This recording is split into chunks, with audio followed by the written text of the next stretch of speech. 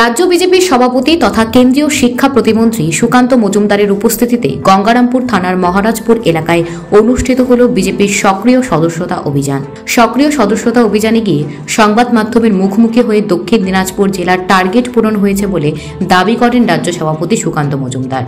এদিনের এই সক্রিয় সদস্যতা অভিযানে রাজ্য বিজেপির সভাপতি তথা কেন্দ্রীয় শিক্ষা প্রতিমন্ত্রী সুকান্ত মজুমদার ছাড়া উপস্থিত ছিলেন বিজেপি জেলা সভাপতি স্বরূপ চৌধুরী, জেলা বিজেপির সাধারণ সম্পাদক অশোক বর্ধন, গঙ্গারামপুর টাউন বিজেপির সভাপতি বৃন্দাবন ঘোষ সহ একাধিক বিজেপি নেতৃত্ব। অনুষ্ঠানের শুরুতে ফুলের তোড়া দিয়ে বরণ করে নেন কেন্দ্রীয় প্রতিমন্ত্রী সুকান্ত মজুমদারকে। এরপরে সদস্য অভিযান কেন এবং এই সদস্য অভিযান করার ফলে মানুষ কি পাবেন তা ব্যাখ্যা করেন সুকান্ত মজুমদার। একই সাথে রাজ্য সরকারকেও একাধিক বিষয়ে আক্রমণ করেন সুকান্তবাবু।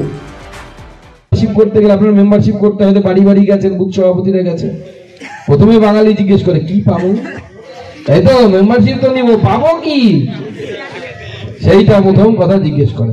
বাঙালির বুদ্ধি বেশি, এটা জিজ্ঞেস করবেই সেই জন্য। আর বুদ্ধি বেশি হলে কি হয়, বেশি বুদ্ধি করতে করতে মাঝে মাঝে ভুল হয়ে যায়, হ্যাঁ, গন্ডগোল হয়ে যায়। তো বাঙালি বারবার এরকম গন্ডগোল করেছে, তার ফলে আমাদের কি অবস্থা এখন আমরা দেখতে পাচ্ছি, চারধারে দাপাদাপি কাদের চলছে, কি চলছে না চলছে।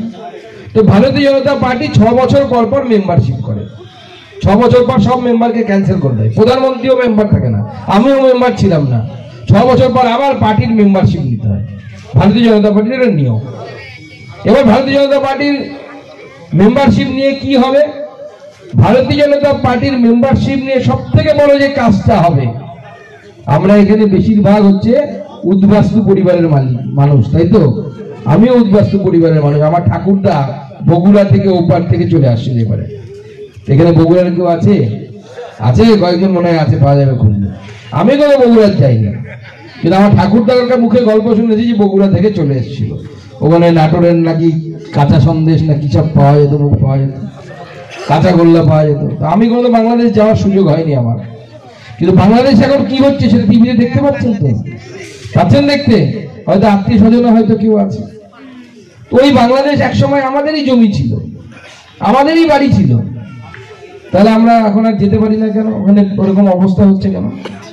তার কারণ দেশ যদি ঠিক না থাকে, আপনি যত বড়ই বড় লোক হন, আপনার 10টা গাড়ি থাকুক, 5টা গাড়ি থাকুক, দেশ যদি ঠিক না থাকে কোনো কিছু ঠিক থাকবে না। এরপরে দলীয় নেতৃত্বদের সঙ্গে একসঙ্গে মাটিতে বসে দুপুরের আহার করেন রাজ্য বিজেপির সভাপতি তথা কেন্দ্রীয় শিক্ষা প্রতিমন্ত্রী সুকান্ত মজুমদার। এরপর এই সংবাদ মাধ্যমের মুখোমুখি হয়ে সক্রিয় সদস্য অভিযানের টার্গেট পূরণ হয়েছে বলে দাবি করেন রাজ্য সভাপতি সুকান্ত মজুমদার।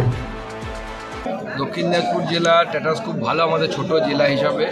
এই জেলায় মাত্র 26খানা মণ্ডল, তবুও আমরা 1.5 লক্ষের বেশি, গতকালই 1.5 লক্ষ পার হয়ে গেছে আমরা। 1,53,000 কাল ছিল, আজকে আরও বাড়বে।